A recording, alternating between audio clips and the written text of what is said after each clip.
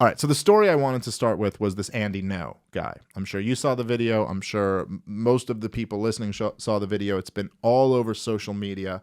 Now, I will confess, before I saw this, I don't know much about this guy. I think I've heard him on a podcast or two. From what I understand, he's a reporter who would report on Antifa and radical PC leftist woke social justice, whatever we're calling them today. I don't know. I don't know much about him personally or what his politics are or anything like that. But he was at an Antifa protest in Portland, and he got beat up. He got beat up pretty bad. And he's a gay Asian dude. He's a little gay Asian dude. And he got, a guy who was very clearly not posing a threat to anybody, and just in the most,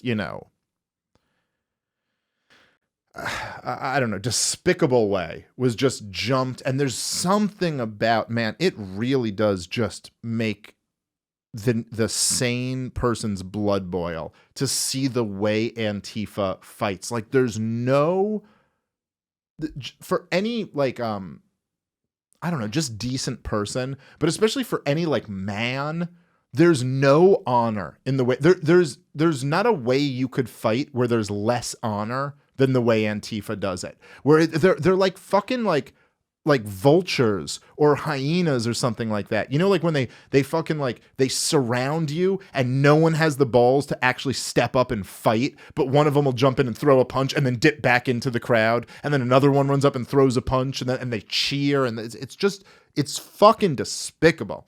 And they beat him up. They stole one of his cameras, I think. They hit him with some weapons.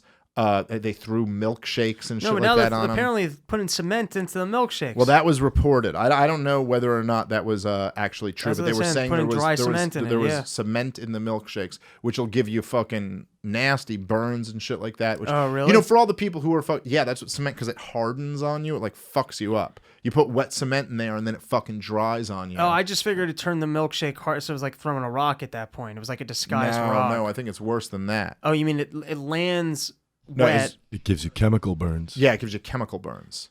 Motherfuckers. That's the fucking, it's and of course, oh, what a shock for all the fucking retards who have never been in a fist fight in their lives, who are fucking on Twitter, like, yeah, it's funny to throw a milkshake at someone. Oh, that's not really that big of a deal. It's like, what a shock that condoning that led toward, you know what I mean? Like something fucking worse. And it's just, but, anyway, Stefan Molyneux had a great video about this, and he some great tweets about it too. But he said, like, let's be clear.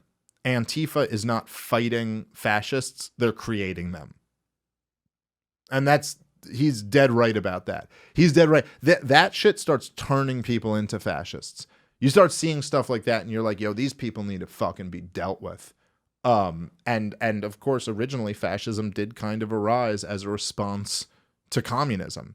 And it's like, believe me, I don't think you want to go down that road, but man, these guys are just, I don't even know where to start with it. It's like there's like a few different thoughts that I have on the situation, but it does fucking get me angry seeing stuff like that, because these kids, like, I guess, I've said this like for a few years now, but this was almost like my awakening about the cultural issues that we're fighting, and you gotta fucking deal with this shit. Like, if you're a fucking a libertarian, like, I don't care if your whole thing is just being into economics and like being like, well, the free market works better, and like we should lower taxes and like cut spending or whatever.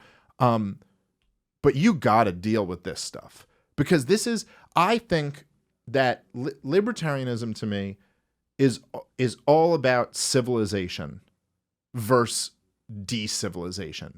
Like, to me, if you really think about it, the non-aggression principle is the separating force between civilization and the jungle. Like, that's what it is. It's the idea that it's kind of like, well, look, we're not just going to beat each other up. If we have a disagreement, we'll talk it out. We're not just going see who's bigger and stronger and can beat the other one with a club more. We'll have a discussion. Like, that's the difference between civilization and just fucking being animals. That's it. You know, this is one of the reasons why when Ben Burgess was on the show and we were arguing about taxation being theft, and I said to him at one point at the end where I was like, don't you kind of have to acknowledge that this non-aggression principle thing, there's kind of something to it?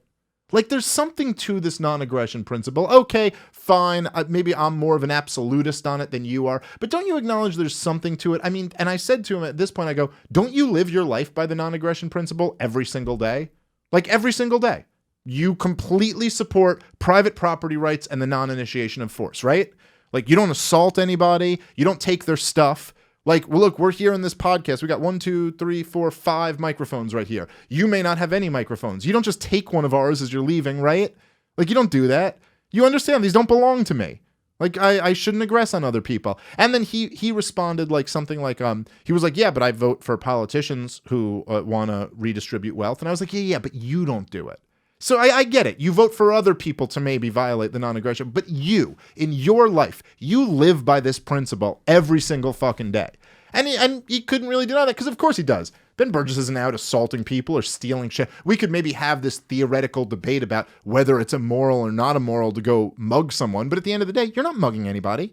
You're not doing that. You don't fucking blame. We all agree to this non-aggression principle thing. And that's part of why it was easy throughout whatever, my early days in libertarianism, 2007, 2008, 2009, 2010, you know, those years, to just kind of argue about the big problem is government. You know, like that's the problem because government is the one institution. Even Ben Burgess himself, the Democratic Socialist, said it. He goes, well, here's how I violate the non-aggression principle. I vote for politicians to go do this shit. So that's the only way. Aside from that, you're with me. You're a libertarian, except you vote in a different way. That's it. So the argument essentially for libertarians to make was like, look, we all agree with this principle. We just carve out this exception for the government.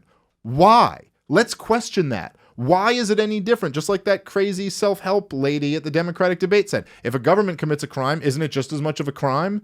You know, if I just go stab somebody outside, is that any morally different than if somebody in a blue uniform with a badge who's labeled state officer goes and stabs someone? It's the same shit, right? So then you can just make that argument that the state is the last vestige of aggression. So let's just get rid of that and let's try to live a life that's based on the non-aggression principle, okay? So that's like the argument.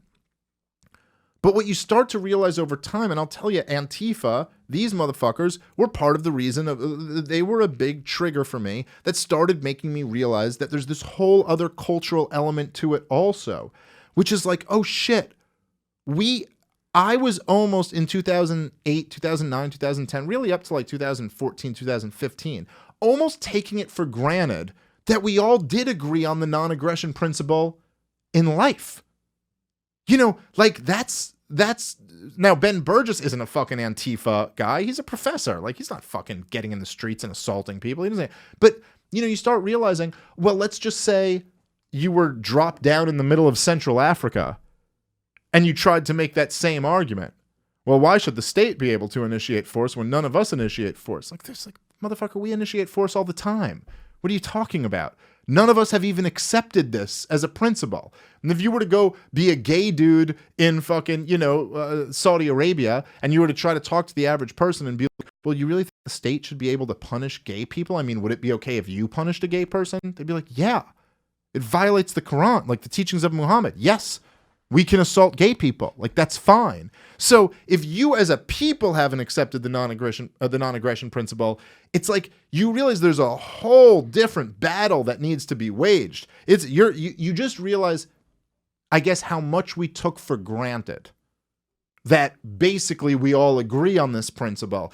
And that is the difference between a functioning society and one that doesn't function as well. So it's not just a measure. If libertarians are looking around the world, you know, a lot of times they'll have these like, whatever, the economic freedom index or all these different like tools of like, well, how much does a government regulate? How much does it do that? But that's important.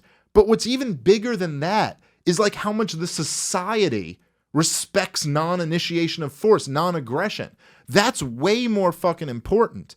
And when you see people like Antifa, it's almost like, oh, by your very nature, by your existence, what you're saying is that we don't respect that. We're here to use violence, intimidation, and we will assault people and fucking put them in the hospital and do whatever the fuck we got to do. This motherfucker, Andy No, was put, they were worried he had brain damage for a little bit.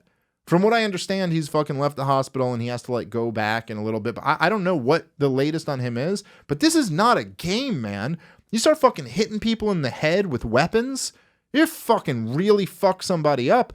And I gotta say, man, it's like it pushes my limit of, Hans Hermann Hoppe, who's a brilliant libertarian philosopher and economist, and he's written a lot of really great books, most notably Democracy, the God That Failed, and a lot of other really great books, Theory on Capitalism and Socialism, and done some really great work. And the most controversial thing that he wrote that got him a lot of heat and a lot of people got upset about was this physical removal thing. And he basically said that in a libertarian order, if anybody is preaching communism, they got to be removed.